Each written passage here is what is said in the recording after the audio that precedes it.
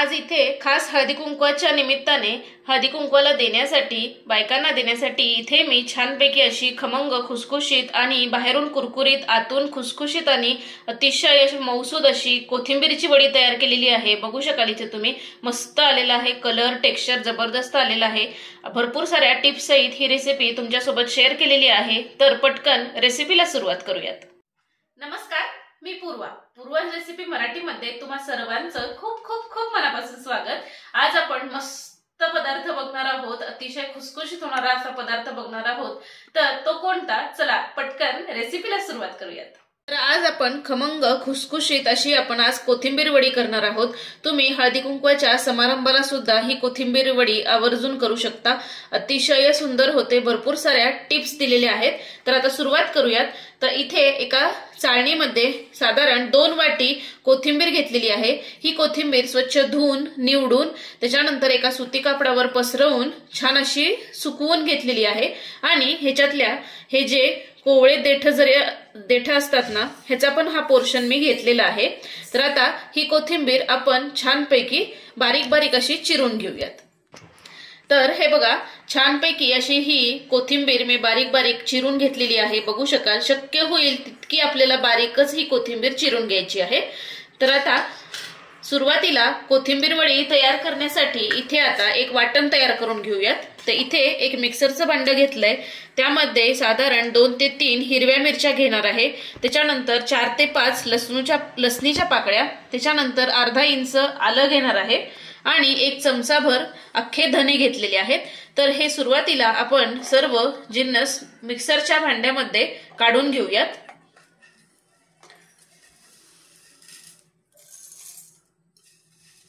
आणि मिक्सरचं झाकण लावूयात आणि ह्याची थोडीशी अशी जाडसर अशी आपल्याला पेस्ट तयार करून घ्यायची आहे। तर इथे ह्याची अशी जाडी भरडी अशी पूड तयार करून घेतलेली आहे मी। हा मसाला तयार करून घेतलाय, बघू शकाल इथे तुम्ही। खूप फाईनही पेस्ट तयार केली नाहीये, बघू शकाल इथे तुम्ही।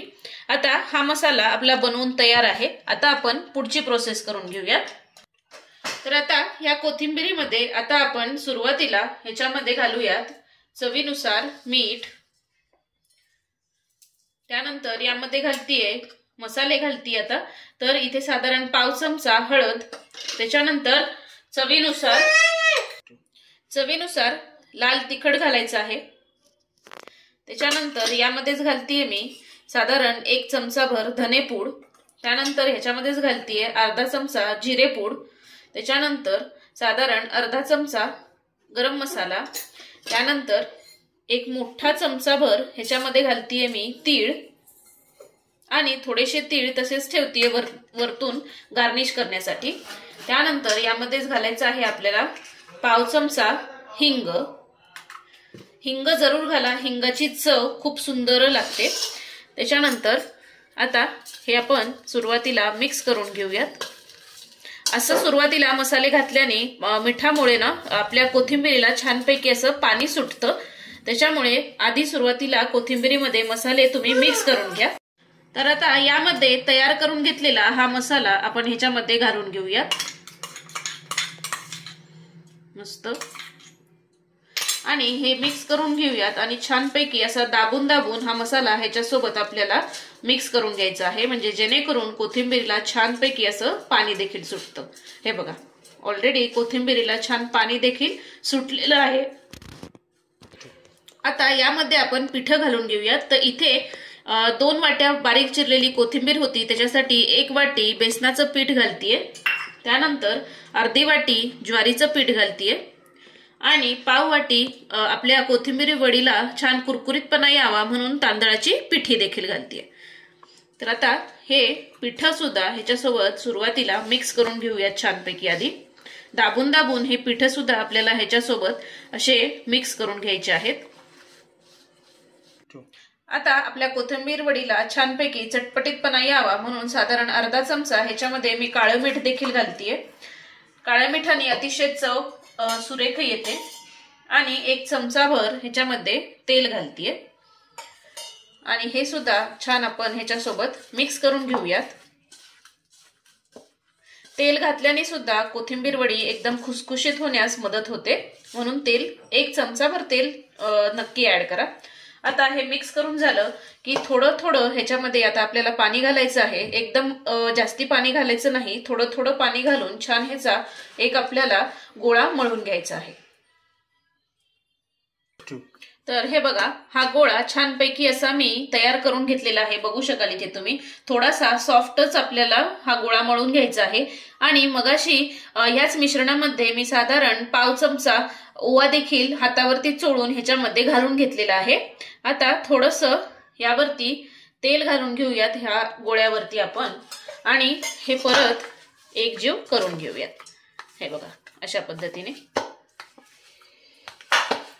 मस्त, हे बघा छान दिसतोय आपला ऑलरेडी गोळा, बघू शकाल इथे तुम्ही।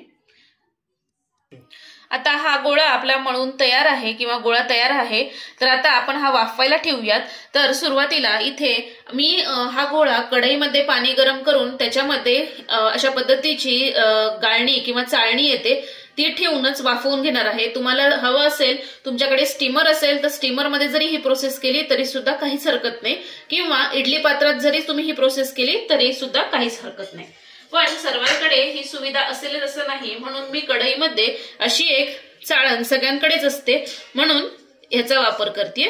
तर यामध्ये या चाळणीमध्ये सुरुवातीला एक साधारण 1 चमचाभर तेल घालायचं आणि हे सगळीकडून आपल्याला ब्रश करून घ्यायचं आहे। हे बघा अशा पद्धतीने, म्हणजे जेव्हा आपली कोथिंबीर वडी वाफवली जाईल तेव्हा ती पटकन निघून येण्यास मदत होते। तर असं करून झालं की हा गोळा आपला जो बनवून तयार आहे, हा गोळा ह्याच्यावरती घालून घ्यायचा आणि हा गोळा ह्याच्यावरती असा प्रेस करून आपल्याला सगळीकडून पसरवून घ्यायचा आहे।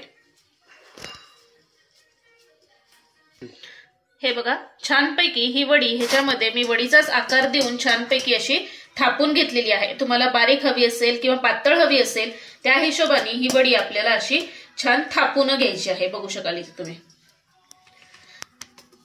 आणि यावरती आता थोडेसे इथे मी जे तीळ तसेच ठेवलेले होते हे तीळ ह्याच्यावरती आपण घालून घेऊयात आणि हे तीळ सुद्धा ह्याच्यावरती असे थोडेसे प्रेस करून घ्यायचे, म्हणजे जेणेकरून जेव्हा आपण वडी तळू तेव्हा ते निघून तेलामध्ये जाणार नाहीत। हे बघा हाताने करू शकता किंवा स्पॅच्युलाने जरी केलं तरी सुद्धा चालू शकतं। मस्त, हे बघा आता इथे एका कढईमध्ये पाणी ऑलरेडी गरम व्हायला ठेवलेलं आहे मी, बघू शकाल इथे तुम्ही। आता ही जी आपण चाळणीवरती ही वडी थापून घेतलेली आहे, ही वडीचं जी चाळणी आहे ही या पाण्यावरती ठेवून घेऊयात आणि यावरती झाकण ठेवूयात आपण, आणि झाकण ठेवून साधारण 15 ते 20 मिनिटं ही वडी छानपैकी आपल्याला वाफवून घ्यायची आहे। तर साधारण 12 ते 13 मिनिटं मध्यम आचेवरती ही वडी छानपैकी मी अशी वाफवून घेतलेली आहे। आता गॅस बंद करूयात आणि ही वडी आता आपण चेक करून घेऊयात। हे बघा मस्त अतिशय सुंदर आपली ही वडी बनवून तयार आहे, बघू शकाल इथे। आणि ह्याच्यामध्ये जर मधोमध तुम्ही सुरी घातली तर हे बघा पूर्णपणे ही सुरी क्लीन येते, म्हणजेच आपली वडी छानपैकी आता वाफवली गेलेली आहे। आता ही वडी खालती काढून घेऊयात आणि संपूर्णपणे सुरुवातीला गार करून घेऊयात आणि मग ह्याच्या वड्या पाडून घेऊयात। आता ही वडी संपूर्णपणे हे मिश्रण गार झालेलं आहे। आता आपण ह्याच्या वड्या पाडून घेऊयात। हे बघा तुम्हाला कोणत्या शेप मध्ये हव्या आहेत त्या हिशोबाने ह्या वड्या छानपैकी अशा कट करून घ्यायच्या। हे बघा, आणि छोट्या हव्या आहेत मोठ्या हव्या आहेत त्या हिशोबाने सगळ्या कट करून घ्यायच्या। तर वड्या बघू शकाल इथे तुम्ही इझिली कट होत आहेत।